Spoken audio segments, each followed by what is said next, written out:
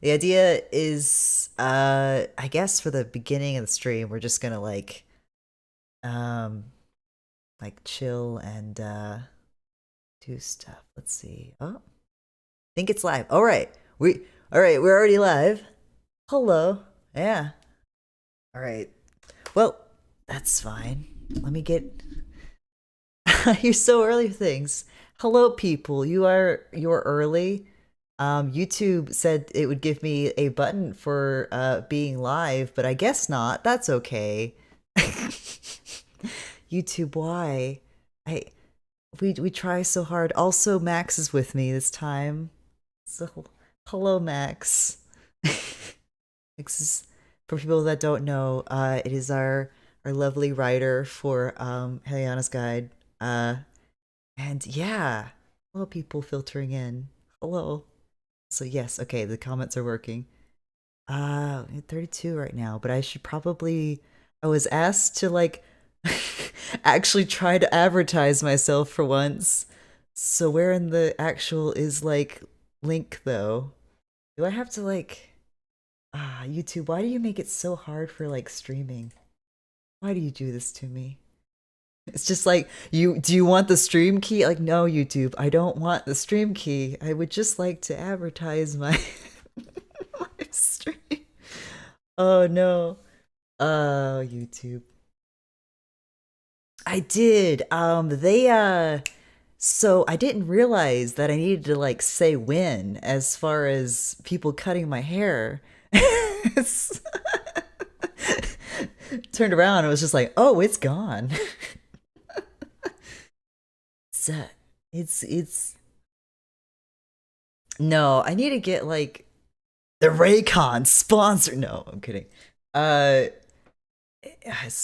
far as that goes. All right, here we go. We got the link. Jesus. That was hard enough to find. I swear I'm like, prepared for these things. All right. But that's the thing. Do you have the here, I can send you the link. You will have to, that way you can keep track of all of the lovelies that are in the chat. There you go. Oh yeah, there you go. You're more prepared than I am. That's not allowed. Max is the prepared one on the team. Let's be real honest.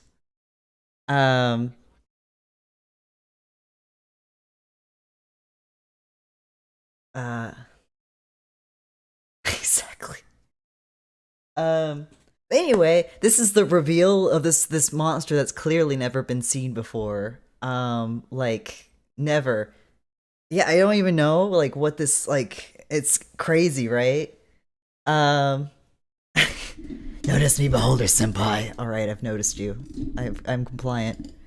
All right, are we supposed to hear him currently? You're supposed to.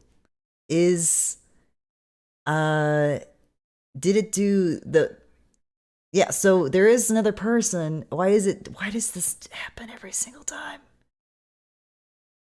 We can try.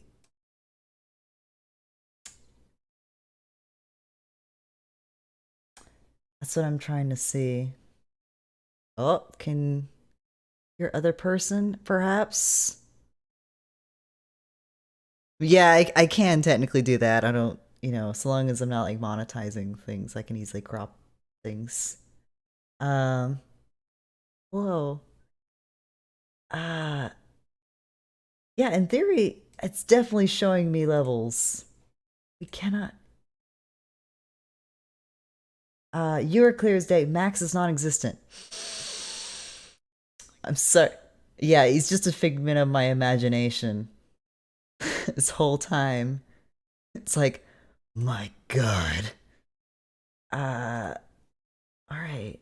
So, let's try, in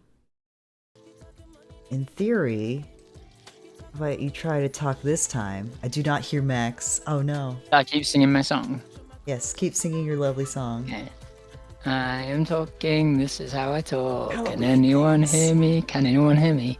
Can anyone hear me? Can anyone hear me? Imagineers. Hear me? Can you hear me? Can you hear me? Can you hear me? Despite I being, we exist. can't now. We hear. Oh God. They're like, oh God, please stop. All right. Hi guys. This lovely little Brit. We hear him. All right. Max is sing. That's true. He's sing. He has the sing. But yeah. Oh, lovely. Okay, so it was just. I don't know why. It's showing levels. All I did was just added another audio track, and it was just like, there is a person there. It's the exact same. Technology, man. I don't.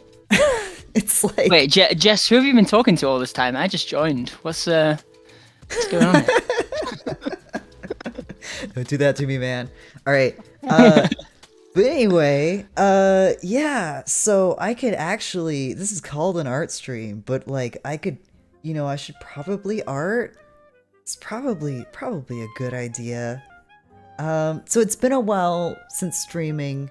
I'm very sorry. Like life and things happen, and also anxiety, and all that jazz. But in good news, just the other day I like finalized name change and stuff, so good stuff on that end. But yeah, so progress for things. Also, I should probably like, I've got some ambient light happening, but like it's like a really dreary day outside. I don't know if it's for you, Max, but like I know it's sunny in Colorado. Pretty much always sunny in Colorado. that's. I mean, it's something. Yeah. But yeah. So this is. I was just gonna make the familiar for the Dreamholder. But Max, if you want to like tease them about it before I show. Oh gosh. Yeah. Yeah. Okay. You want to tease it? I just actually finished writing that adventure. What do you want? How do you want me to tease it? We're so. I mean, like I guess if people have guesses onto like what synopsis. in the world That was pretty good then. Yeah. Yeah. Can anyone guess what classic D&D monster the Dreamholder is based on? It's definitely not, the Holder, okay? Like that's, that is totally not out of the question. Like so cannot. different. And not just because it's like a legally, copyrighted thing. Oh no, of course not. Like totally different. So yes. Totally different. So different. It's got 6 tentacles, not 8. So. Oh, of course. Yeah. It's totally the Dreamholder. Yes, Luke says a tapir. Definitely not a floating eyeball. Yes. Okay. Shall I pick out some bits from the blurb about the monster? Oh sure. It's like okay. So the Dreamholder is from the Far Realms, but it likes to hang out in the astral plane, and then anyone who astrally projects into the plane, it kind of hitches onto like a parasite. When you go back to your body, it goes with you in your mind. Mm-hmm. And then when you fall asleep, like it manipulates your dreams so that it can feed on different emotions. Because obviously to have a balanced diet, it needs to feed on all of anger, disgust, fear, happiness, sadness, and surprise. All of those good things. Does it get especially, probably satiated off of like people with mental illnesses? They're just like, all of the things, delicious. Yeah, love someone that has mood swings. Yeah, it's so good. But also for context for people that might be joining that don't know what Heliana's guide is maybe either just join the channel or just like, oh look, a monster stream. Well, so for context, Heliana's Guide to Monster Hunting is like a book we're working on, like D&D monstering adventures that we're hoping to like, or that we're actively working on. That got kickstarted recently, and lightly, inspired by Monster Hunter, with now 11 different main baddie monsters, and so we're discussing one of said main baddie monsters, which is the Dreamholder. All of these monsters are loosely inspired by, existing creatures through mythology and lore and whatnot. Mm-hmm. Big Daddy wizards, because Have we ever revealed them all? Like, have no, we we ever done that, haven't. Jess? We haven't. That's why we have definitely not discussed. I think I've maybe discussed the premise of like the Dreamholder's setting, but never discussed the Dreamholder itself. But yeah, it's good. It's definitely an illithid. Definitely. Wait, don't say that word. It's also copyrighted. Oh yeah, no, it's definitely not that, because we couldn't. That definitely not. Yeah, we'll crop that bit out. Censored instantly. Mm-hmm. But yeah, all right. Well, I can switch over to it. But this is I can't decide honestly whether or not we should make the familiars, like at least for the spectator, based on the Dreamholder, be Or orange based color on or be something more else. inspired by the Recolor. So for context, all of the monsters that you defeat with these like big bads, you could take like an essence of them and then convert them into adorable familiars. And so we're working on those as well. But And then wait, don't forget, because we have the monster tamer class, you can then train those familiars to be even more powerful. there's also that. Yeah, they have their own tech trees, so as you level up, you can level them up and choose like different abilities and stuff. Yes, indeed, it's good. But yeah, here I'll switch over to it because I'm still currently working on it, because as Max is writing the adventure, and I went back and am trying to figure out what kind of color I want the final to be, because it should be like nice and dreamy colors. So here we go with this absolute nightmare aberration, the Dreamholder. So I'm thinking like kind of light pinks and things. So absolutely awful nightmare beast that sort of is, as Max described before, parasitic in nature, is sort of a half-formed aberration that is awful. Has multiple pupils, multiple eyelash teeth, and you don't want it. Like Max, if you want to. Whoa! Yeah. Oh yeah. Jess, this is the first time I'm seeing anything beyond a rough sketch. Right. Wow. It's awful, right? That's terrifying. Oh, and it's coming out of a guy's body. It's coming out of That's disgusting. it's out of the conductor. I love it. Bless. Oh no, more hints as to what the setting is. I'd love to see that in a dark alleyway at night. Wonderful. Love to see it. But yeah, I wanted to base the eyes sort of on pupilla duplex.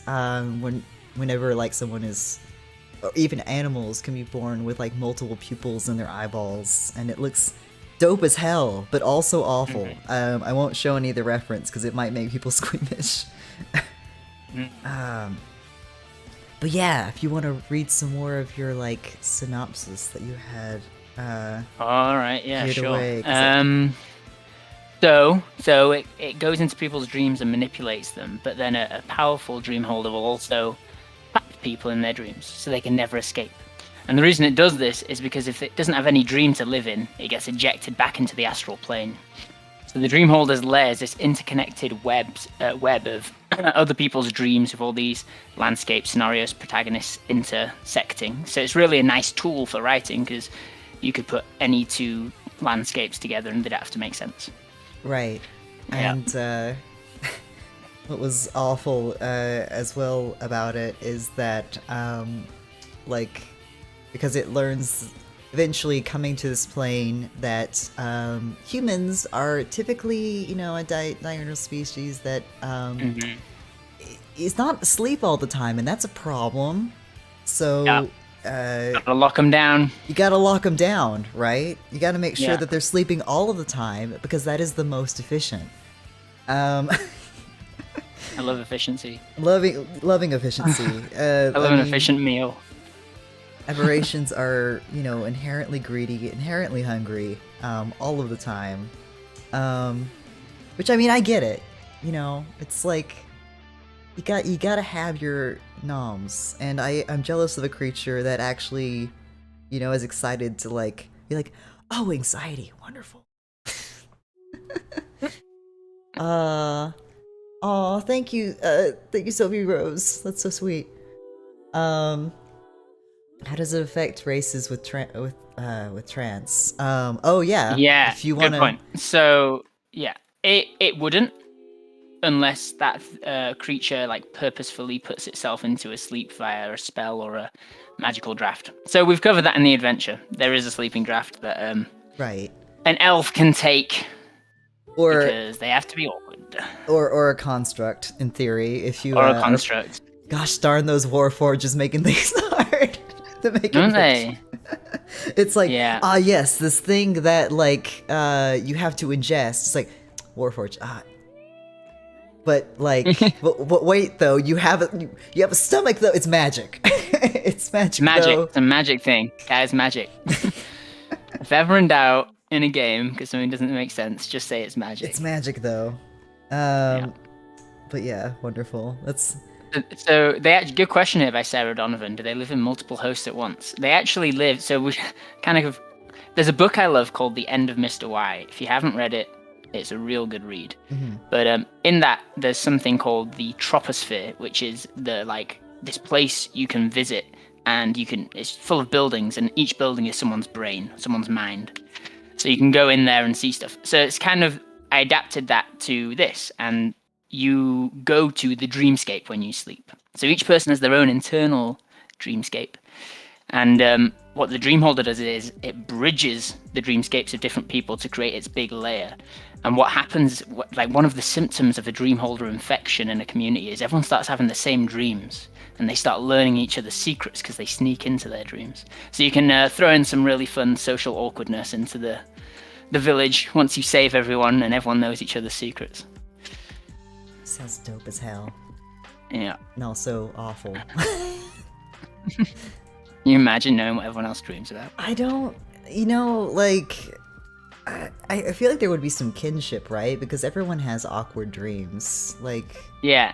and it'd just be like, oh, you had the dream where your teeth fall out. I had that too. It's okay. But like, but also, your worst. But also, why are you dreaming about my husband? There's that. Look, he looking handsome though. Yeah. Oh, thank you, Jess. Oh yeah. It's good. But yeah, it's good. I also love a lot of the sleepers that you included in the cabin. So we yeah. need to discuss the fact fun with I like trains. Yeah.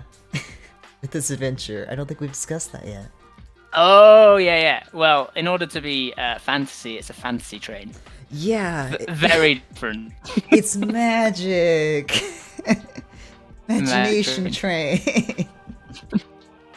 Well, we can start with a locomotive. maybe discussing the town of Cordette that you made.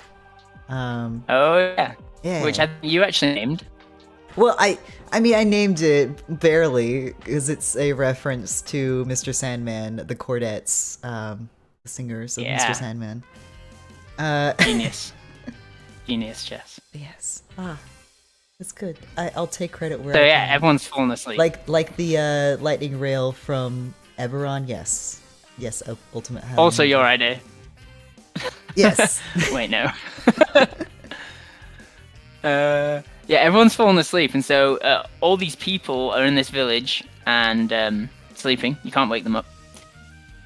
But when you travel to the dreamscape, you get to meet those people. And well, I don't want to give too much away, but they're basically sleepwalkers. They're totally, I guess, indoctrinated by the Dreamholder's illusions, because the Dreamholder can create whatever it wants in its dreamscape. So they see exactly what the Dreamholder wants them to. Now, if they don't get out of the dreamscape, eventually they can die, and they can then turn into horrors or phantasms, who are the higher CR versions, who are totally detached from their corporeal bodies. Which, is totally fine, right? Yeah. You'll probably be okay being, Yeah. it's fun. You get to be like lucid dream all the time. Have all the sleep. What is this? It's a fantasy game when like your characters get to sleep all the time. Long rests, like maybe twice in a game if you're lucky. Like holy shit! Like no wonder this is fantasy. Oh no, it's good. Oh, that's a good question. So this is born when a beholder doesn't finish making a via dream. Yeah, I guess, yeah. You could totally think it like that. Sorry, I didn't mean to talk over you there. No, you're good. I'm just reading through the comments. They're being good beans. Yeah. Someone likes the grayscale. That'll save you some time, Jeff. Oh yeah. Leave it in grayscale. I mean, I do work in. That's what I was gonna show off. Is like I was gonna leave out because people like to ask like because sometimes I work in color first, and sometimes I work in grayscale first. Usually working grayscale first for things that have like a lot of texture and a lot of like things. And I'm not really sure where the colors might end up, and I usually like to decide that later. So that's when I usually work in grayscale first, just to like block out orbs and things, and just like punch that like color problem down the line a little bit. But a lot of concept artists actually do that. They'll work in grayscale first and then be like, okay, I'll color it in post, because that's the magic of digital. But sometimes it's actually a good idea for certain things to work in color first. It just depends. Okay. I don't even pretend to be able to learn half of what you say when it comes to art, Jeff. It's okay. You amaze me with all of the Swiss Army knife of like abilities that you can do, like that have been coming out of the war as far as managing our managing the two main head artists. It's like corralling cats to be like, okay, listen, we gotta get this done. Be like, okay, what is this again? And be like, oh my god, you didn't read. It's like artists don't read, and it's a problem. I'm very sorry, Max. I did discover. No, you guys are great. I did discover a wonderful thing though, which is the power of using like natural reader and things, and just like plugging them in while I art, and it's like, this is wonderful. What's that, natural reader? Or like any of the text-to-speech programs and things, to be like, because I have bad dyslexia, and it's like reading like a long passage, I'm just like, oh god, and my eyes will just like skip over things, and it's just like, okay, I gotta take a break. Okay. Is that how you write your you know the bits when you do your SCP fusions? Do you write them using that? No, actually, I will write them, but you've probably noticed I write in a very like disjointed way for scripts. And yeah, well, it's like it's a script, right? It's like so that for me is I can handle usually just writing in that like in those bursts, and it's kind of writing off the cuff. But yours is so organized, and I'm like so jealous. I'm like, this is a superpower. Being organized. Also, yes, Vince. You just gotta join it up with being equally disorganized at other points in your life. It's all about balance, Jess.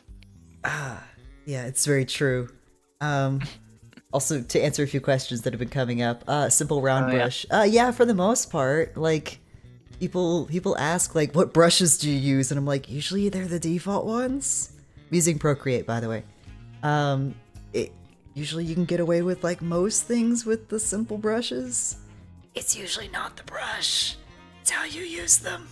Call the settings. But and also Vince asking short hair, like, yeah, we were discussing earlier when Max asked like, oh, you got really short hair, and I'm like, yeah, I didn't tell him to stop when I should have. It was, I think it was good. yeah, I was like, it's all good. I'm like, I'll just have to get used to it. I just got it the other day, and I was like, oh, wait. When you're too anxious to be like, let's stop. And the chair's like, well, they have a pair of scissors and like some conviction, and I'm like, I'm not gonna stop them.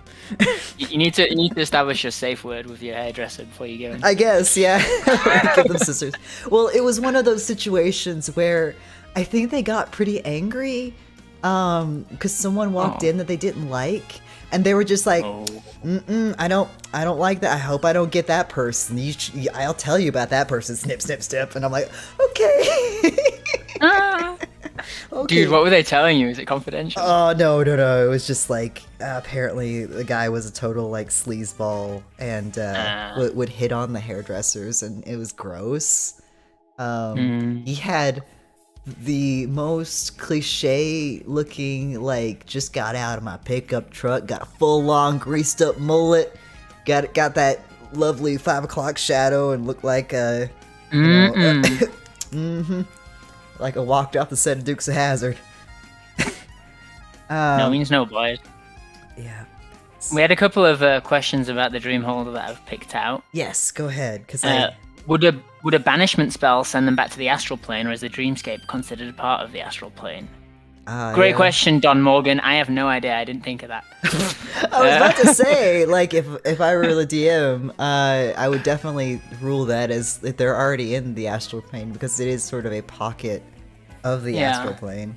Well, then there's the question: does it come from the far realms or the astral plane? You know, I think I'll put a little note that banishment keeps, it is from its dreamscape. Mm-hmm. It links itself to being there. But there is a cool. So the dream spell works like a lower level wish spell in the dreamscape. Mm-hmm. So the dream spell, I think, is 5th or 4th level. Yeah, it was 4th level. 4th, yeah. But no one really takes it. Oh, it's 5th level. It's 5th level. Yeah, but the ruling was that it would create any 4th level yes. spell. Yep. So in the dreamscape, if you cast dream, you can create any 4th level spell. Much like when you cast wish at 9th, you can create any 8th level spell. Because you can lucid dream. Yeah, you're lucid dreaming. You're just like in the Matrix, where they just like summon a gun or something. Like a gun. Yeah, it's like a really fun moment for adventurers, especially that can like sort of experiment with the dream itself, but not to the point where it frustrate the hell out of a DM. Which, if they can completely lucid dream, that would be a problem as far as planning and storytelling. You're like, I dream of a castle and I live there until I die. It's like, oh, okay. But yes, what was the other thing that was interesting about the dream? Oh, some of the clues with the dream holder, which don't want to give them all away. But with every we have potential players here, don't we? So potential players here. So this is definitely not a monster that your DM is gonna throw at you. It's fine. How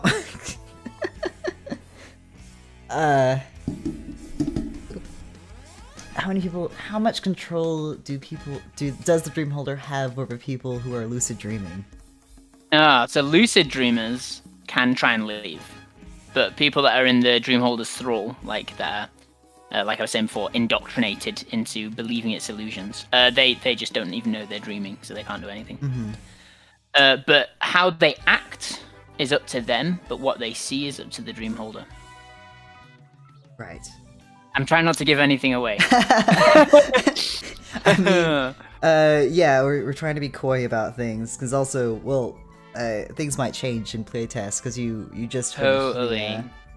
the first. Yeah. So it's going to an editor now, and then it's going to play testing right after. Because there's some stuff for the Dreamscape that I want to test out. So your speed increases based on your intelligence in the Dreamscape, kind of like an homage to the astral plane. Mm-hmm. And also your physical saves, because you don't really have a physical body in there. So your physical saves are replaced by mental saves.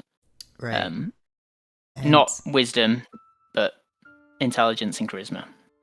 To give them some love, you know. Well, and we're not gonna leave the fighters completely out to dry either, because there'll be some fun opportunities for the lovely screaming barbarian to have some fun with trying to wake people up. Oh yeah, absolutely. Like, there's a lot of role playing in the first bit where you can kind of try and save the villagers. Mm-hmm. Or by not persuading them, or not, or kill them. There's certainly there can be benefits to leaving them to die and seeing what happens. Is there some kind of role to see if you lucid dream or not? The way the players enter the dreamscape means they are lucid dreaming. Mm-hmm. But the way the villagers have entered means that they've been kind of taken over. Right. So it's more of a kind of storytelling thing there, just to make it so you're all on the same page and you're not kind of, so you can control your character. Right. But there are certainly lair actions that make illusions appear and stuff. It's good. Good and bad, of course. Yeah. I mean, the fighter, it's mainly barbarians. I mean, you could have a couple that have good, that actually didn't take their dump stat, as int, like most people. Yeah. Gotta give some love to int because, well, it's gotten more love over recent editions because of the artificer. True. They're trying. Well, Warlock was meant to be in, before it was. Oh charisma. yeah, before it was charisma. Yeah. But no, they were like, no, you don't need to be smart to be a warlock. That's probably not. Yeah. I think it's a great optional rule though, actually, to let a warlock just use int instead of charisma. Mm-hmm.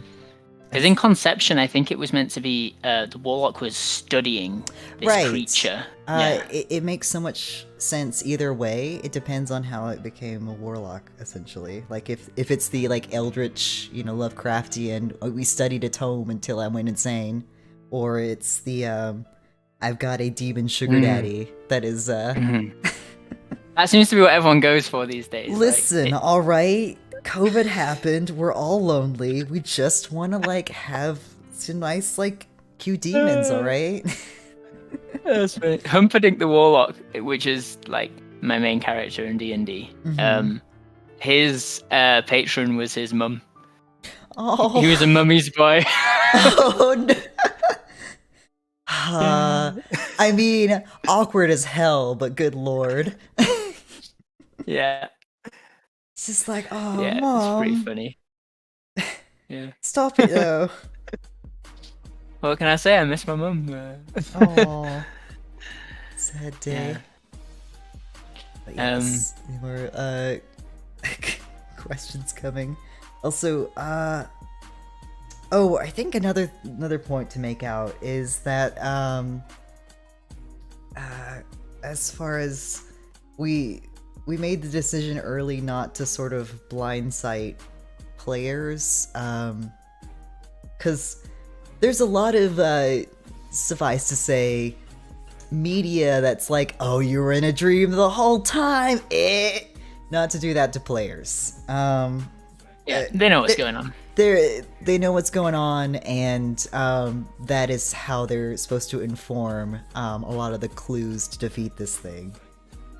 Because it's a trope that happens a lot. If the DM chooses to do that, they technically can. For example, if, I don't know, all of you fell asleep in a field close enough to the town that the, Dreamhold was residing. I should write something for that. Yeah, it just says that if the DM wants to be mean, we'll give the option, but we're not necessarily encouraging it so that players can't get mad at us, okay? No, but that's a good idea though. I should definitely do a little sidebar for what if the players go to sleep without taking the sleeping draft that allows them to lucid dream. Yeah, I mean that is definitely yeah. a clause that can happen. Yeah. Okay. They completely miss. Let me head to the Google Doc. There you go. This time. Oh, any origin of the monster that you could share?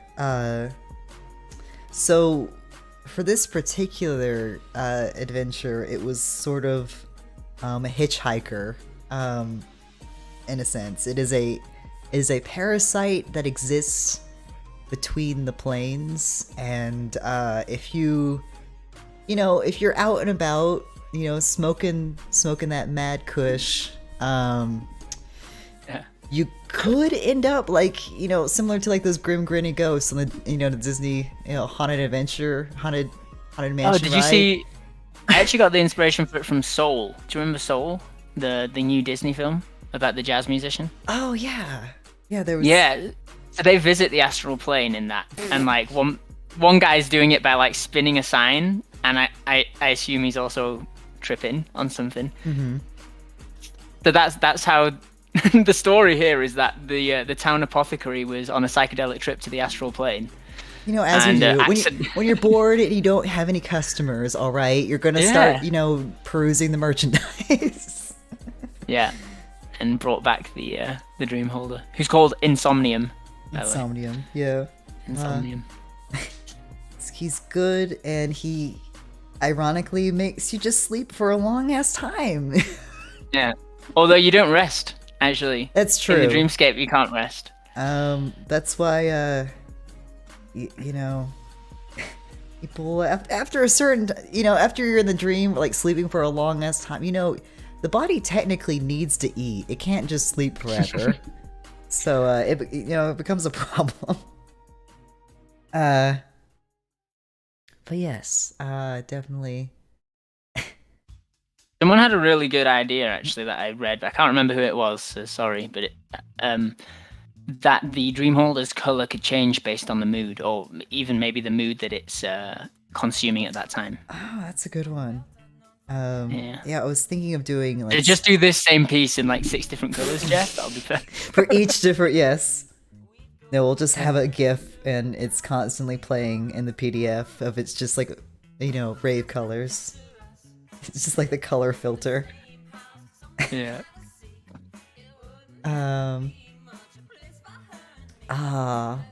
Oh yes, I'm sorry that we're starting the stream kind of late for some of the people on the overseas. People are going to visit the dream holder tonight. It's good. But yeah, so the idea is that maybe doing a few of these short streams showing off some of the creatures that we've been developing, and teasing them throughout maybe the month of October. If you're game, Max, you don't have to be on for every stream. You don't want to. It's good. I'm actually managing to do a little bit of work as we talk right now.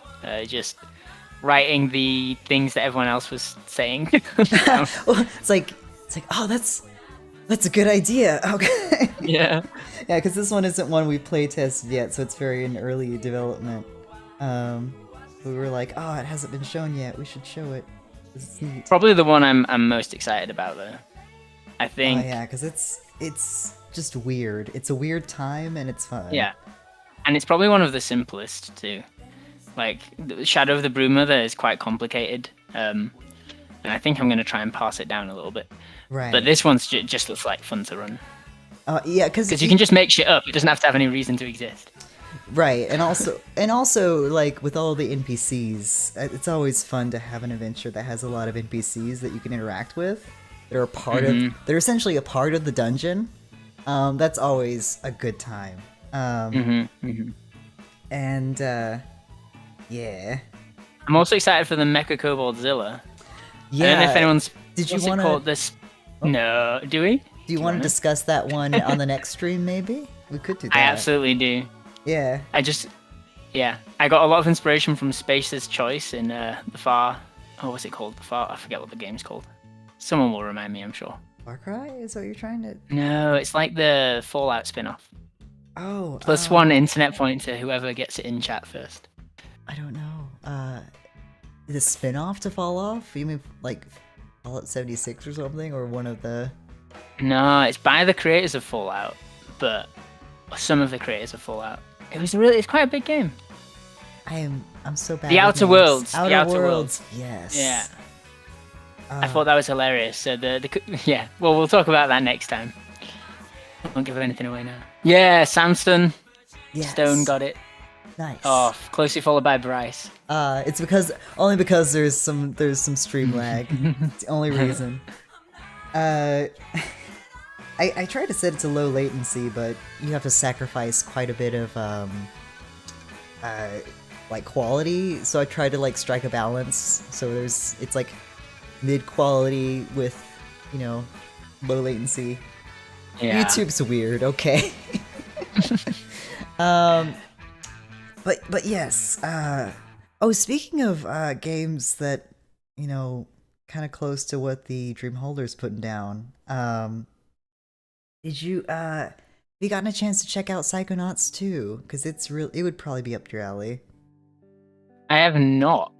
You would love it. I feel like the humor. I haven't played 1 either. Oh, you haven't played one? You should. No. It's definitely your brand of humor, and you need to. Oh, it 'cause is? it's good. Okay. Yeah, Tim Schafer and company writing because it's not just him anymore. It's a huge team. It is cool. And Oh, it's on Steam. oh, it's so good. You should. I think Psychonauts 1 is essentially free. It's been free so many times, like they've given it away for like all sorts of. Really? Yeah, and well, it's just because it was an old game that came out for I think the original Xbox maybe, and it just felt, it reminds me of like Spyro and stuff like that. it is a platformer, but like that's not where it shines. In Okay. reality, like especially with the first game, like the platforming is kind of questionable at times, and but it's good. It's serviceable enough. It's more the characters and the narration, and the premise is that you are a psychically empowered child, essentially, that is on the quest to become a psychonaut, which is essentially like elite team of spies, and venturing into. I thought a psychonaut was someone that tried a lot of psychedelic drugs. I mean, there's that. There's that too. But yes, like, and all of the levels are taking place inside people's minds, and you're trying to help people, and also you could probably hurt people through messing with inside people's minds. Mm-hmm. But it's just a fun romp. It really is. If you can't get a chance to play it or so, would highly suggest just looking at like a YouTube playlist. Oh, for sure. But I would love for people to like buy Psychonauts 2 because, good lord, they need all of the money. They didn't get enough. Are they like an indie team? They're indie. I mean, it's Double Fine, so it's indie, but it's like they had a budget, but it was actually a crowdfunded game. But then they had to get extra funding because making a game is expensive, and so they partnered with Microsoft to finish the game. Oh wow!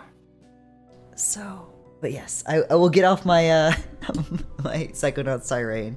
Yeah, you should be promoting. You should be promoting yourself, Jess. I can't though. It's hard. I'm bad. Well, it's $60, Jess. Oh, I know.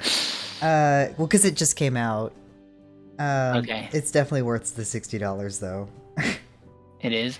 It is. I'll watch a couple of episodes and then I'll send you a clip, just to show you like, okay, this is it in a nutshell. But yes, it's good. Just what is your favorite boss monster in the book? I really do love the Dream Holder. The Mega Koboldzilla is also a pretty good one. As far as the level of stupid, because we should probably wait to talk about that one on the next stream. You can just tease people. Yeah, I could just tease people. I think it's a lot of it comes down to the Mega Koboldzilla. A lot of it is based on like end of the world religious propaganda stuff. So I was like, it's very close to home. With the poor kobolds. But yes, teasing is fun. Oh, someone mentioned the Rakshasa-based monster. Oh yeah, that one is still pretty early in development, but we just sort of finalized its story beats. Turns out it takes a long time to develop a book, and especially with playtesting and everything. Yeah. Oh, someone's come for me, Jess. I'll be back in a second. Oh, you're good. Completely good. Oh, I think. I want to keep the music going. I don't know if people can even hear the music. It's quite soft. It's very zen. If any weird tracks come up with the music, I'll blame Joe Cat because they lent themselves to the music. Joe made like a playlist for streamers to use and just put all sorts of tracks on it, and I got blindsided with one the other day. It was just like God. There is some odd ones on it. Books are hard. Writing stories are harder, especially over a long time. And we are a tiny baby team. I know Hit Point Press has published it, but we were a 3-man team that was just like not expecting to get. We were just hopeful for any amount of funding, and it sort of overwhelmed us all. We've had to sort of reach out and get a lot of help and assistance, and we've been grateful for this opportunity, though. I'd love to do some grayscale.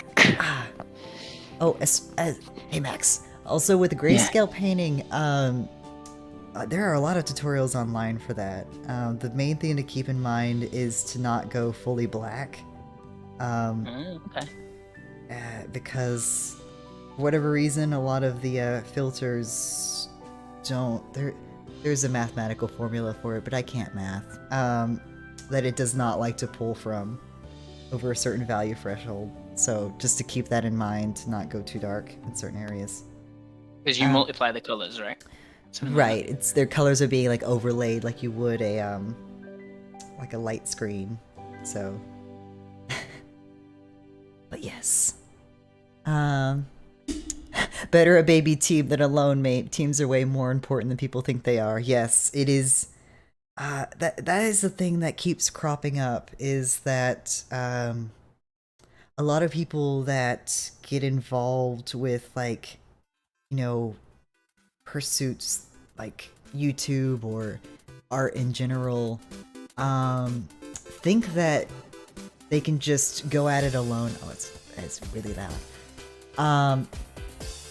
But I think they could just tackle it alone, just post things and not do any sort of, any reaching out, any, I guess the awful term would be networking. But no, it really does take a village, and knowing what your strengths are, what your limits are, is important. Because, sorry, I like to ramble, man.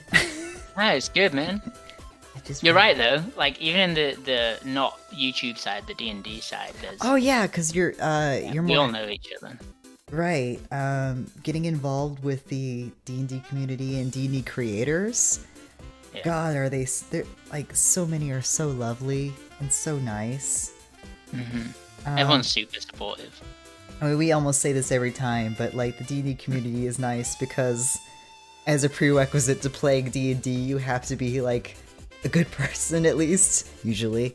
Cause like merry cooperation and all that. Oh, didn't know, thank you. But yeah, and so if you're ever starting off with like, I don't know, creative things, try to like do collaborations with people or like, you know, things that are fun. Like you are not alone in your journey, but at that same point, don't like expect to don't do it maliciously is what I'm trying to say. Like don't do it for the numbers. Yeah, do it for the joy of doing it, right? Right. Like, because the numbers wanna make you go insane. Sorry, what? No, I was just gonna say, a lot of people go into it and they like try to make money from the start by doing a Patreon or something. No. Patreon's good for like getting people to follow you, and you can have the Patreon without asking for any money or anything like that. And then if you want it to be your job, you just got to do it, you know, every day for a year or something, and get people following you. Right. Yeah, and you got to do it because you love doing it, not because, you know, the end goal is to have a job doing it. Yeah, make it easy to be easy to try to make it a job right from the get-go, and that's not a terrible way to look at it, but it takes time, like to foster that. Yes, I don't know. I never went into it with the, you know, business mindset, so I'm not really sure. Yeah. I was just like, I enjoy doing this. It's a nice break from was having a job as like a graphic designer. Because, good lord, that can get painful at times. Do you have any horror stories / absolutely lovely stories you could share about being a graphic designer? I'm trying to think. Without getting sued. No, I'm not gonna get sued. Like, understand if you ever saw this. Yeah. No, it was mostly like almost what is I still have with now is there are of course clients that, you know, don't understand. It's more like dealing with clients that there's no good way to tell them, like, okay, I know you're not a graphic designer though. Like, just if you can take my advice, like this does not look good with this kind of thing. The equivalent is dealing with clients that would tell a doctor, like, no, I know my own body. What? That's like, and they're like bleeding out. It's like, I think that's a problem. Dealing with people like that, I'm trying to think of without outing anyone. You don't need to if it's all good, man. No, a lot of them were like for like religious organizations, Really? and stuff. Yeah, well, cause like it's the South, okay? Like most of the time, it's like churches wanting brochures and things. Oh, I see. So there would be a lot of that, but and also just we would also get people that would just wander in and just wanted something photoshopped, but then didn't want to pay for it. You're like, what? Okay, no, but no though. But yeah, no, it was all good. It was experience for the future. That's like, it's all good. Jess, what was your so to call big break? Like, how did you get into doing monsters instead of pamphlets for the local church? It wasn't for a long time. Like, it was just like it was mostly through YouTube, like that people knew like the monster fusions thing, and I would just be like, I would send that to a few people, or people would see it and like want commissions, and then I did that for a little while, until I mostly collected. I'm sorry, I don't take commissions. I'm too busy right now. But it came about from that, and that's sort of when a lot of people ask me, how do I get started with art? It's something that I didn't learn, but other like professional artists told me, is that you have to focus on marketing yourself, and I wasn't good at that. It was more like, oh, so this YouTube thing, it's the thing that's like marketing me. Okay, I get it. That's how Mo and I found you. Yeah. Through your FCP fusions. Right, exactly. So, and you were so gracious to like help out with stat blocks, because I was like, Dude, I got to use your art. I was the winner in that one. It's like, all right then, all right. No, I was the winner. I got to meet an awesome writer. You're great. You cute. And that's sort of the background behind how we met. It was just sort of like, was it that I think you reached out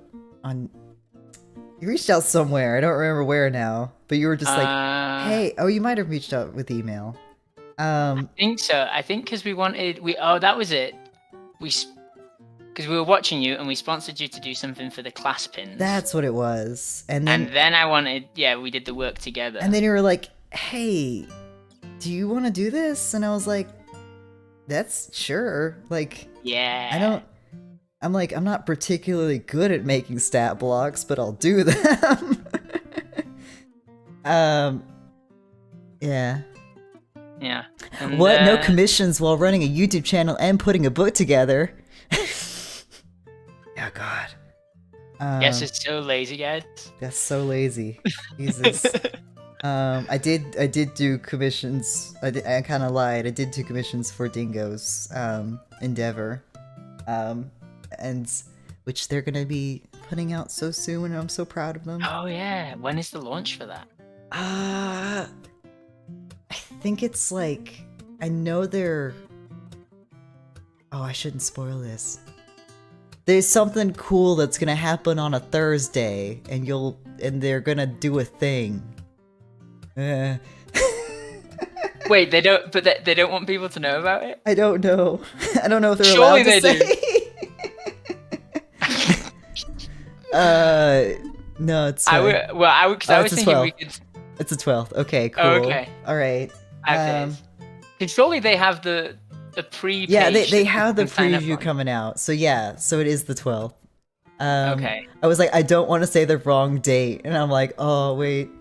So it's Tuesday. It's coming out on a Tuesday. See, I did say it wrong, but there is another thing coming out on a Thursday. Oh, there is? But it's good. Anyway. Wait, I'm gonna message you. No, you're not. Well, I want to know if I can share it. But goodness, you're gonna make me. Wait, oh wait, will it show up on the screen if you look at it? Or oh no, no, it's good. Okay, but okay. Yeah, it's good. But no, it's more. See, this is also the reason why you're here, is so I don't say the wrong things about monsters that kept happening during the streams. Yeah, we've now ended up doing two bard subclasses to not disappoint anyone. Yeah, because they said the wrong thing. And it was definitely not out of any kind of malice. It was just like, we brainstormed a lot of ideas. Well, because like some things end up like going through, and some things like end up not, and I'm just an idiot. So I have golden retriever brain, is that we call it. And it's yeah. They just kind of like pat me and go like, yes, Just do the art. It's in. That sounds so patronizing. No, We absolutely do not do no, that. you don't do that. Just like. Uh, All right. I could probably start doing. I could probably end up doing the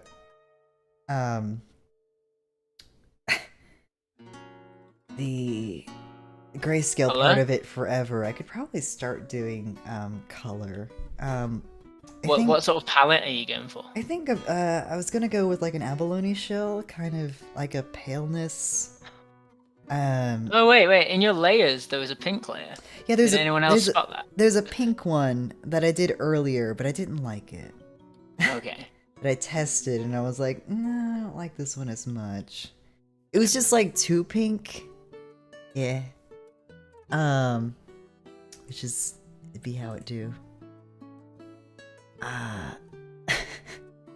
That is totally okay. Also, I'm just checking the stream health because, yeah, there we go. We good. YouTube likes to bug out and not tell anyone. But, I should probably stream to YouTube and Twitch, but I don't know. Are you allowed to do that? Yes. So long as you're not a Twitch, Prime member or something. Oh, they pay you. Which I'm not, yeah. So, Okay. So you're allowed to do it so long as you remain like unpaid with Twitch. Which is the good thing. Can I go with some like first? Might actually do the underlayer. Because the overlays will only really affect. So this is a gradient map, by the way. It will essentially do a take the lightest value, replace it with a certain color, take the darkest value, replace it with color. It's an easy way to Done. We're done. No, we're not done. Finished. Jess, that was so quick. Well done. Well done. We're finished. We're good. We're golden. Hi guys. No, All I'm right, joking. we're done with the color. Oh, it's perfect. It's sounds like a Pokemon. Really cool. It's good. So usually I will kind of get a good base going for it, and also we'll just kind of adjust my values at the same time. You can usually do that with a levels adjustment if you're using Photoshop. But yeah, I think it's also called levels with Procreate. Some of the names had to change because Adobe is a dick and decided to copyright certain naming conventions for programs. And so thankfully, like, some of the main things are just generic enough that they weren't able to do that, but god damn it, Adobe. If you aren't I want that on a like t-shirt. Jess Jackdaw 2021. Adobe's a dick. Adobe's a dick. I mean, they are though. It's a good thing we're not doing this whole project on InDesign. Yep. Well, like sometimes you gotta shake the devil's hand, right? Listen. Is it bursting out of a body at the bottom? Yes, it is. Is bursting out of a conductor. Which, choo-choo goes the train. You know, it's just normal conducting things, alright? Just conducting things, hashtag. I think I want it to go from like a nice purple to kind of like a bright. They've got like a salmon pink going on. Elemental Champions. The PDF is dropping in February, right? I might be wrong. Elemental Champions. We are trying not to be too definite. Yeah, because one, a lot of the playtesting is still going on, and we kind of don't want to, we kind of don't want to, like, release it unfinished. Yeah. But we're aiming for January. Right. Aiming, but...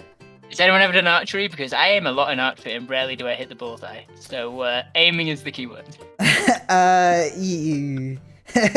We're gonna try. Yeah. It's like it's the DM mantra, all right? It's like you can certainly try. But yeah, we're doing our best. We got some confirmation, or some notice back from a lot of the manufacturers that like, oh yeah, so like COVID is rearing up again, and we're like, oh, great. So there's some of that going on too. Yeah. Shipping costs are crazy. Oh, what is Elemental Champions? It was their username of a person who asked a question. Yeah. Just the one just above you, Kyle. Right. Oh. A Cato. Oh. A Cato wandered into frame. There's hello.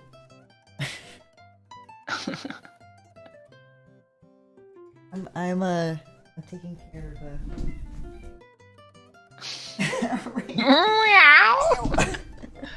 So Cato. Quinton, we are doing playtests of the Monster Tamer right now, which are open, and we're also going to be doing them of other classes and like harvesting and crafting mechanics.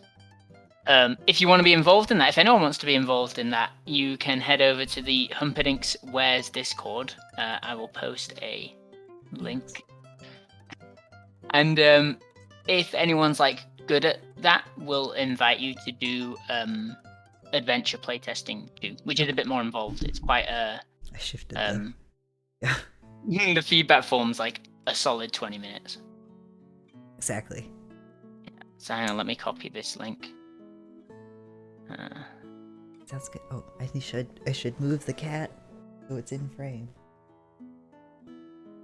I need a cat cam. There you go. You're out of reach. Like a live portable cam. What does the cat think of the snakes? So definitely had I'll post it on Twitter later. Had a moment where I was legitimately worried she was gonna try to eat the snakes. But yeah, so this is my cat, but we're like only temporarily babysitting because we can't keep her for long in this apartment. So yeah. So while parents are having a nice vacation, I'm taking the cat back for a little bit. Sounds like a happy cat. But yes, that is a beautiful yet terrifying monstrosity. Cats really are. They're destructive, and like they have definitely like eliminated several species, beautiful bird species and the like. But we can't stay mad at them. So they are like, they are our masters. Yeah, really. And that kind of like segues nicely to one of our adventures, which we're kind of playing up that aspect with the Rakshasa. Where cats are, they deserve respect. It's here, I'll move my mic a bit so you can see cat in frame. But yes. Is there a website or something I can bookmark to keep track of this project? Or stick to your channel? You can just stick to my channel. There's also... I don't want to say the wrong thing. Max. About this guy? What? About what? Oh, say the wrong thing about what? So what is the best way to keep track of the progress on the book? Progress on the book. Gosh, I don't really know that we have like a super. The Discord as well, but the yeah. I would say we're gonna do more streams, doing more updates. Totally. Progress on the book, probably a combination of Discord and Kickstarter. I think on Discord, especially in like the monster, I'm gonna rebrand the Monster Tamer playtest as just like open playtest. So I think lots of little things are going to be coming out on there. the Monster Tamer is already on there, version 3.1, and we're about to drop like 6 or 7 familiars that you can train up. Mhm. So that'll be on there, and then next thing I think is the subclasses that'll go on there. Right. And I guess and races as yeah. well. We'll Yeah, also, subclasses and races. Races Yeah. are pretty quick. They were adorable. I think Dieter was immediately like, I must play the Lotto race, and so got early access. Item Dieter for people that don't know. Was very sweet about it.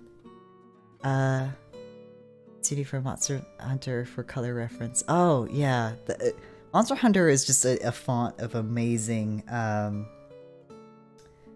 amazing inspiration. That's for sure. They have such great monster designs. I wish, and this is like going to be a spicy hot take. I wish, I don't think it's that spicy of a take. The games were less grindy, so I would enjoy them more. They're just so grindy, and I really don't have the time to have a game that's grindy. Because I like to finish games quickly. Oh, I'm the worst at that, man. Like I can't. I think I've finished 3 games in my life. Really, as far as Yeah. trying to finish. Pokemon Red. Well, Pokemon Crystal. No, yeah. Pokemon Blue. Pokemon Crystal. Yeah. XCOM. Oh God, Yeah, XCOM! You can't finish XCOM. Well, XCOM 1. Yeah. I haven't finished XCOM 2. Oh, and Civilization. I don't know if that counts though, because Civilization's like its own thing. Yeah. Yeah. That's those are the games I finished. Oh, and English Country Tune, a little indie puzzle game. It's really cool. Just bought it because it had the word English in it. It's true. This beholder is a mascara god. It's not. It's a dream holder. It's not a. It's definitely not a beholder. Shh. It's fine. It's an aberration, and it's it's definitely not. You can see like the mass of tentacles and multiple frontal eyes. It's great. Good lord. Wizard Daddy, please do not swing the gavel. But yes, it's a good time. Yeah, the that's kind of the thing I liked. I really wanted to see if I could do was have just one eyeball that like had multiple that essentially didn't make sense. So it's like one round sphere that goes essentially all the way around, but it can just open in different ways. It has a main frontal one, obviously, where all the teeth, eyelashes are. But since this creature doesn't necessarily need a mouth, it was just like, oh, okay, it doesn't need a mouth. It could just have another eyeball. It's fine. Did a beholder take over an aboleth? It's not a beholder. It does look like a mix of the two, though, doesn't it? It does. I do love my tentacle boys. The tentacle boys are good. I'm trying to figure out what color I want the central eye to be. Oh, I do love Baldur's Gate 3, Quinton. I cannot wait. I've stopped playing the beta test because I don't want to spoil the story. I think they're having that issue with a lot of people, where no one's beta testing anymore. No one's beta testing because they're like, I'm gonna wait till it's less buggy, and then they're like, yeah, fuck, we need more people though. What are we gonna do? Yeah, totally. I feel bad. But they did an excellent job with like Divinity 2. Like, such a great game. That's my dream. What to write for Divinity? Oh my god, yeah. That would be amazing. They did a great job. Yeah, to be on a team like that really goes ham with the writing. Yeah. It's like, it's good. It's good stuff. Do you think we could just approach them and be like, hey, let's do a story for you? like an expansion? I mean, no idea. Maybe. I have no idea. Like, I wouldn't even know where to begin to like talk with people like that. Who knows though? My God. The world, you know, the world is our oyster. We just need to try. Come on, Cat. Cat is like, I'm interested in other things. You people are boring. Yeah. Oh, some questions about the monster. Does it have any sort of social structure? Are they solitary? Like a cat, they're solitary. Beholderkin, not that this is what it is, but you know, just talking about that in the abstract, they don't tend to share anything. So you can apply that same logic here, I think. It's very true. It's like, yeah, it's I mean, like, it's good. It doesn't consume souls. It feeds off psyches. That guy over there, which, if you look at the spirit troll, is the only other example of a psyche-based thing in the book. I think, in any of the books that What's have done. Like a mind. Said what? What color? It's like a bright pink. It's got pink pupils. Jess, what is your favorite thing about this book so far? Oh God, that's a lot because there's a lot in the book. Like, so I try to pick a favorite child. Like that's, man, yeah, that's I can't really think. I don't think I can. I honestly, I don't have a favorite because a lot of these things are just things that I've just always wanted to do, and now I'm just getting an opportunity to do it. It's just kind of like, yeah. I mean, for you as well, it's just like, I really want to write this, and just be like, yeah, let's do it. It sounds like a fun story. Like something, because some of this stuff would just, like, maybe it would be published by, like, Wizards, but, like something as dumb as, like, oh God, I don't think we've ever announced the gelatinous cube one. But that one, I'm very excited for. The gelatinous polyhedron. Yeah, the gelatinous polyhedron. It's a concept that's been done before, but like this is like ramped up to absurd levels, and it just makes for a fun encounter, and that's kind of what we're going for with all of these, just making fun encounters that you can just sort of inject into your game, and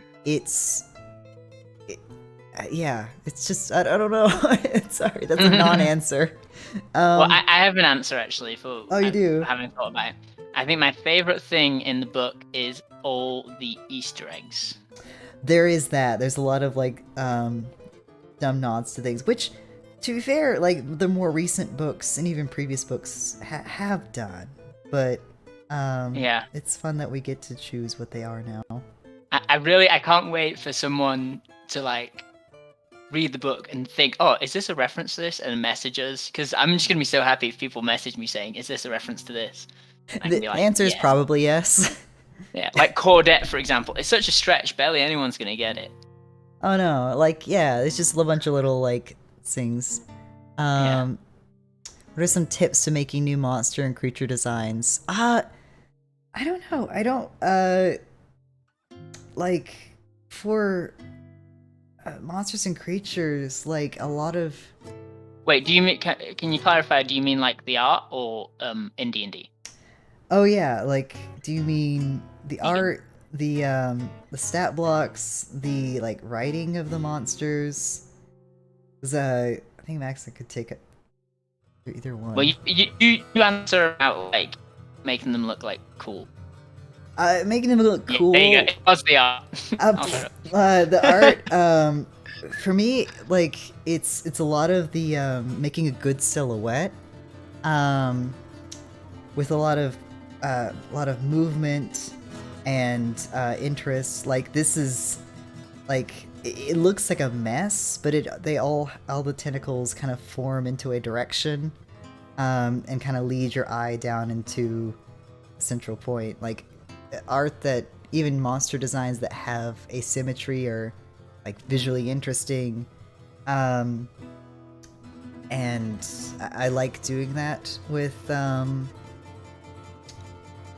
designs, and also much of what you were talking about before when art designs have like references to things you don't expect, like the whole pupilla duplex thing. Like if people know what that is, like, oh, that's interesting phenomenon. Or like a lot of these tentacles are based off of like scales you would see in like reptiles and things. It's all about like building up a reference library of just shit you can pile onto a monster. I'm rambling again. It's what everyone wants to hear, though. Give the people what they I want. don't know, like I like the shiny surfaces. Like for me, it's all about like stupid angles and weird movement and shiny. Okay, I like making things shiny and also garishly colored. The reference image, Jess, someone's asking, what is it? And it looks to me like the inside of an iridescent shell. Is that right? Yeah, I was gonna sort of pull some of that into the colors, and I probably still will, and tone back the face part to be a little bit more of that pale color. But that's almost too pale. So yeah, we'll see. Because I liked that green, and that's kind of what I put into the eyeball. I was like, that green looks good with that pink. It does. And that's kind of what I was. Whenever I put a reference image down, I'm like, oh, I like these colors. I'll kind of put a nod to them. What did I put? I should probably label these. So yeah, probably. Someone asks, Wintermon, how do dream holders reproduce? Do they reproduce asexually or possibly spawn more within dreams? Now, I don't think I've established that in what I've written yet. But Jess, do you want to just make some shit up? No, well, the idea behind the dream holder initially, especially when I was first pitching it to Max and Mo, was that this aberration was created from a half-formed dream that didn't finish or was woken up abruptly, and so it is a half-formed creature. So it doesn't reproduce on its own necessarily. It is a byproduct of other aberrations. So it is it's sort of a mistake. It is what happens when things don't go right in the creation process, and it doesn't fully manifest in the world. It is sort of trapped in its plane, and so I can't imagine it reproducing on its own. No. I mean, maybe it can also have bad dreams that create like it could maybe even more ethereal. Yeah. It's entirely possible.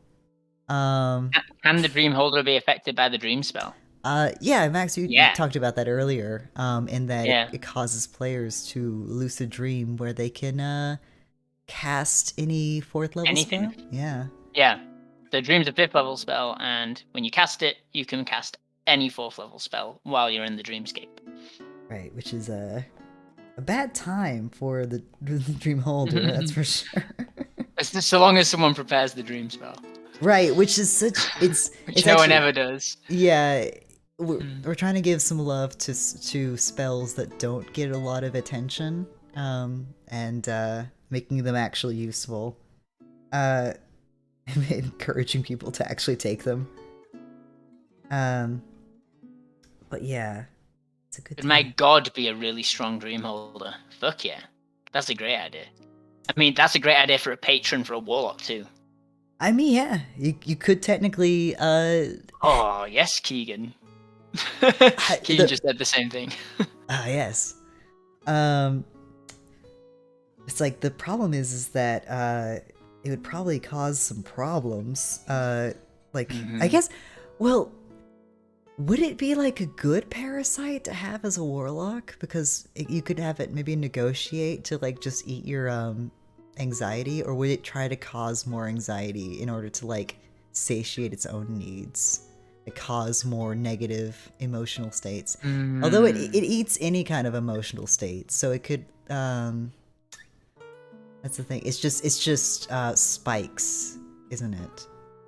Yeah. Because it does induce it's kind of whatever flavor palette it wants at the time, is how I think you took it. Yeah. Well, it needs to get it's got to get all its nutrients. So it needs to make someone a bit sad, someone happy, surprise someone else. Yeah, and it tries to like it almost farms these emotions by like starts out changing. with a little disgust starter, soup of disgust, and then main meal happiness and sadness, like happiness and sadness chicken, like sweet and sour. Finishes off with a bit of surprise. Yeah. Oh Tasty, god, tasty so meal. I guess that would be fun as a warlock concept, just to be like you're constantly having to cycle through emotional states to keep your patron happy. So if you're naturally like a sad person, you just be like, listen, all right, okay, gotta make you happy, okay, all right. It's just like It's super prone to mood swings. oh jeez. Okay, there are two questions. Mosaic Thessilquing, not a question, just expressing that they liked the Shadow of the Broodmother. Mosaic, I have a question. What level did you run it at, and how hard did you find it? And another question for you, Jess, from Yelka. Do you know Yelka? He's one of the artists at Loot Tavern. Oh, nice. And a friend. Yeah.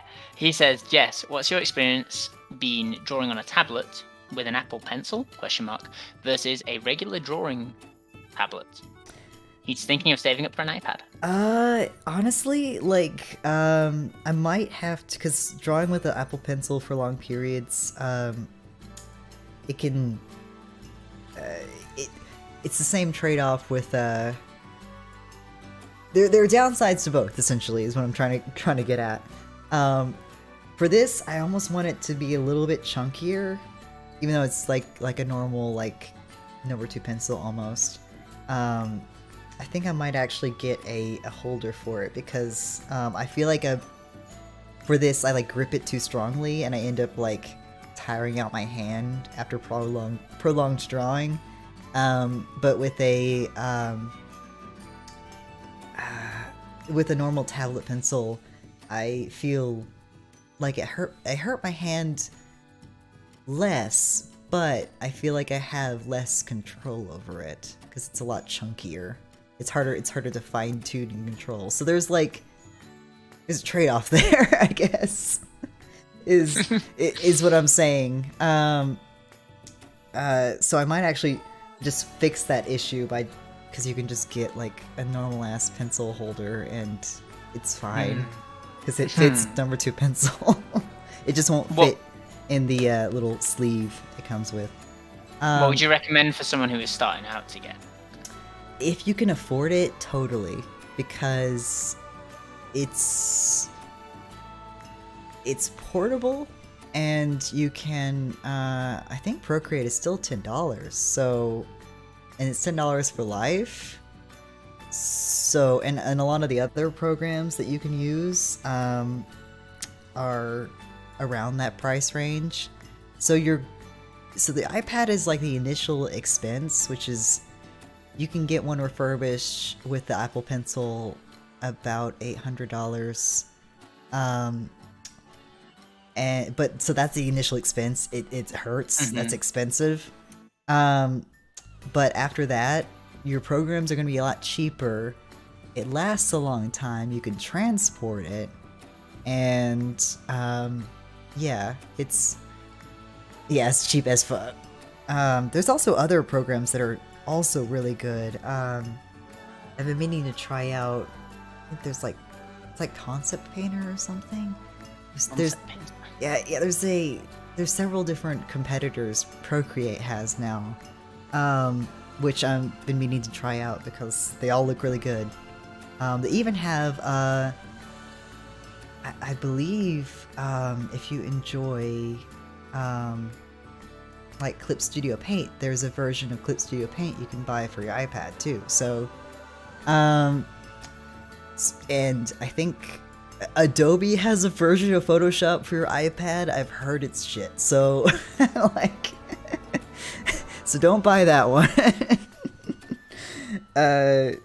Despite all of the advertisements Adobe has been like piling on to every art channel that I see nowadays.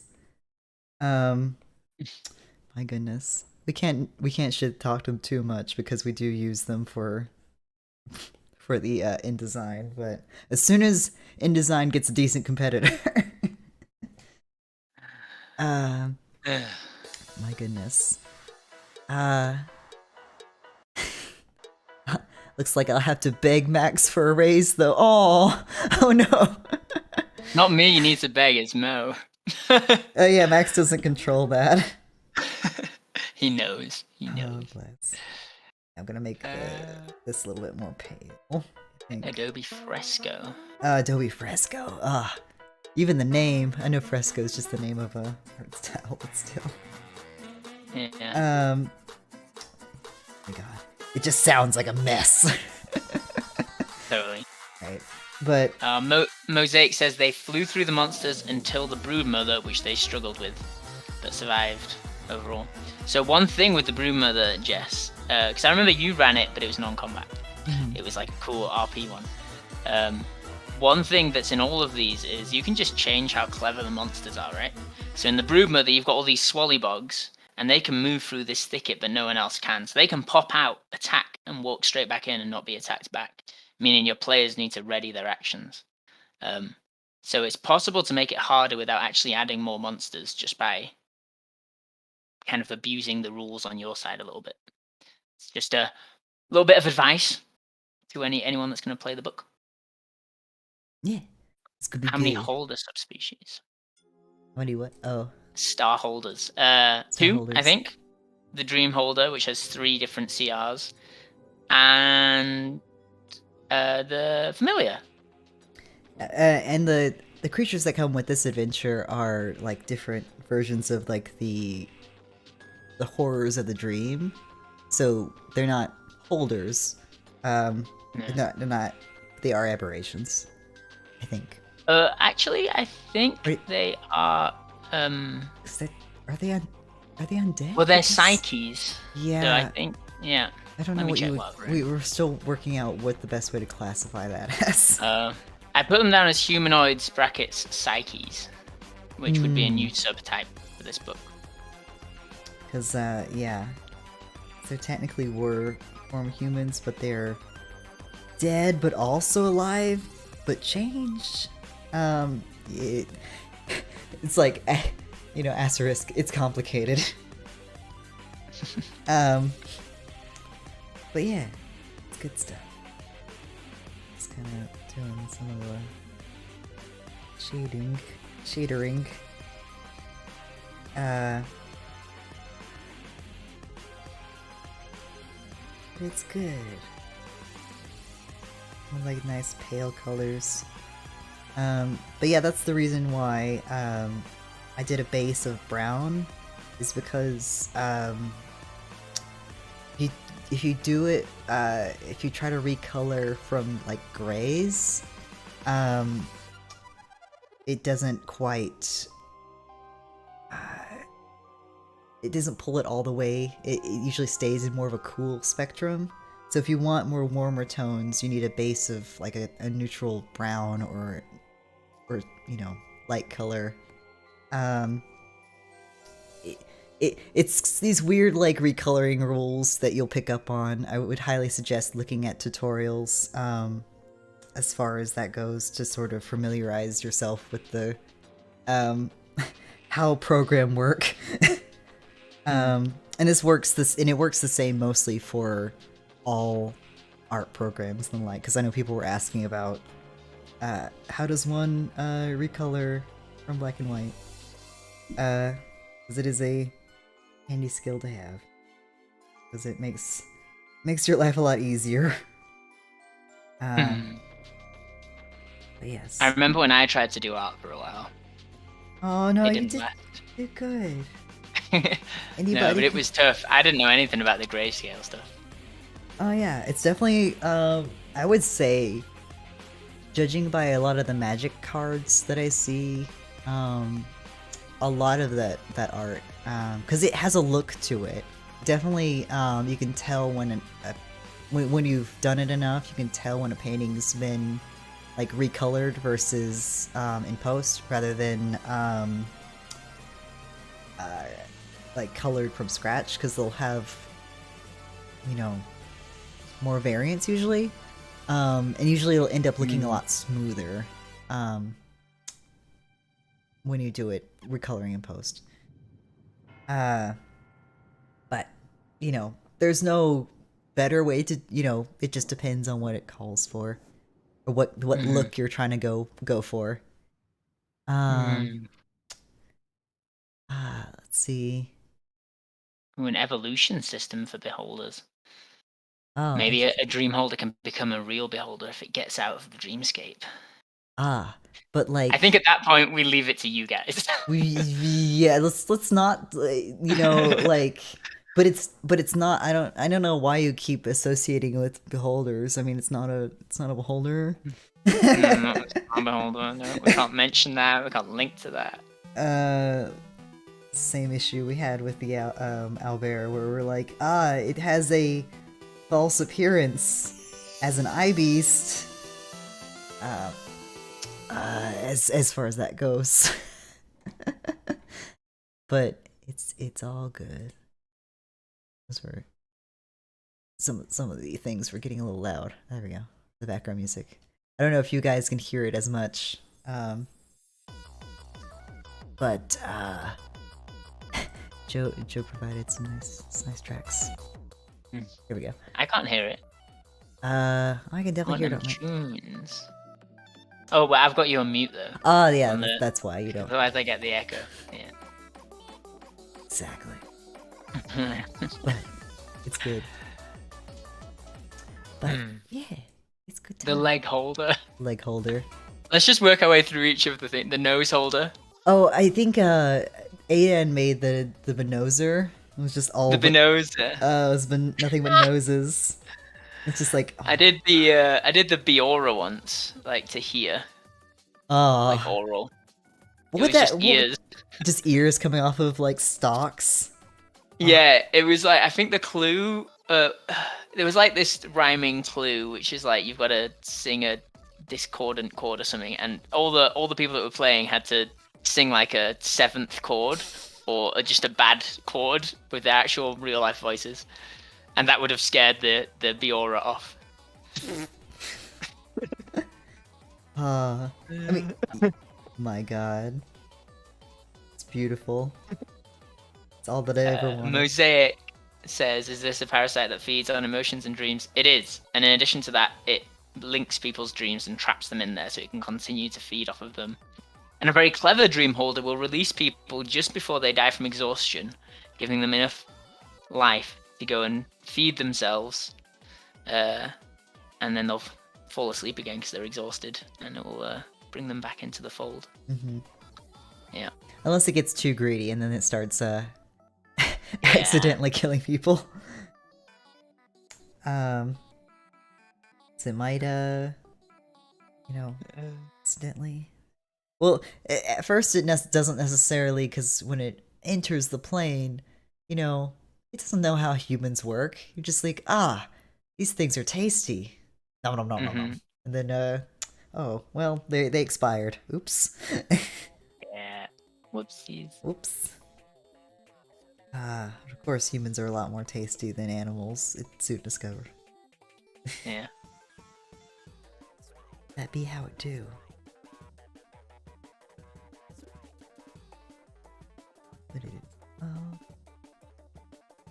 Right, Jess, I think I might be done here. Yeah, Um, I think we could be good wrapping up. I still will probably do some more finishing touches on this, but I think this will conclude this stream, and then we'll have another one talking about another monster in the book. I think we discussed maybe talking about the Mecha Koboldzilla, or maybe even the cube. Not technically not a cube. It's the polyhedron. well, it can be many sides. It's many sides. So many The sides. the icosahedron. I'm loving it. It's going to be such a huge stat block because it's going to have 20 different attacks, and you just roll the dice to determine which one. Oh, Hey, can we throw some? Can we throw some promo out just before we go, Jess? Oh, sure. Okay, sweet. So I'm gonna throw another link just to the Kickstarter that this is from, into the chat. But yeah, and to then give I'm a little also bit of context for people that are like, what is actually? Yeah, WTF, mate? What's going on here? And then I want to throw down another link to the playtest. Someone just asked, how can we playtest the monsters? Playtest some stuff, and then if you give like good feedback and stuff, I'll chuck you the adventure, and you can playtest that. And because we have like a feedback form for the monster tamer too, so anything that if you can test that, that'd be really cool. And to do that, you want to head to the Humperdinck Squares Discord, which I'll post in the chat as well. Heck yeah. And also, for people that are asking, yes, there's a person down here. It is the conductor. You know how you normally have this awful thing inside of your brain. It's great. It's wonderful. Totally normal. I feel like this is the final state for if you end up taking the Dreamholder as a warlock patron. Dude, I'd really want to write the subclass for that now. Oh god. I've got enough to do though. We want to do so many warlocks. Oh god. Yeah. Warlocks are fun. Too many things. Oh, you could make it well, it could be part of the warlock of the parasite. That could work. Oh, it could. Could. It's technically a parasite. Oh. I have already written one that's all about disease though.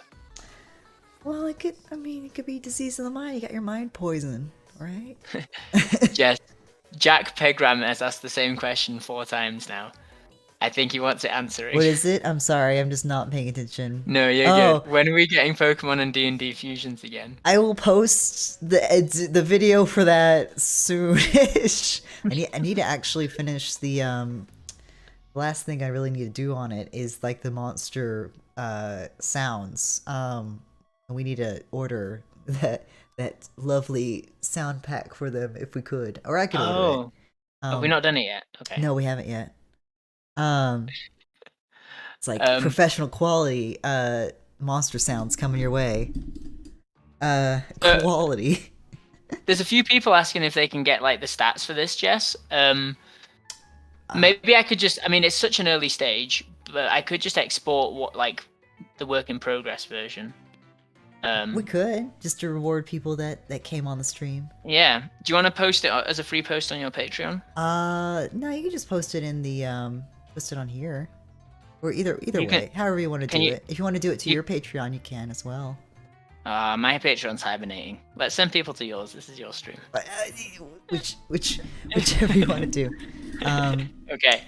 As soon as it goes through the edit, then we'll put it on Jess's Patreon just so you can. Adorable. Patreon. Oh, thank you. All right. Well, also thanks for joining. We will do another stream soon to talk about another monster we have on the roster. Oh, some awful monstrosities coming your way and stuff. Anyway, have a good one. Bye. Okay, there we go. Oh, goodness. Bye. It's always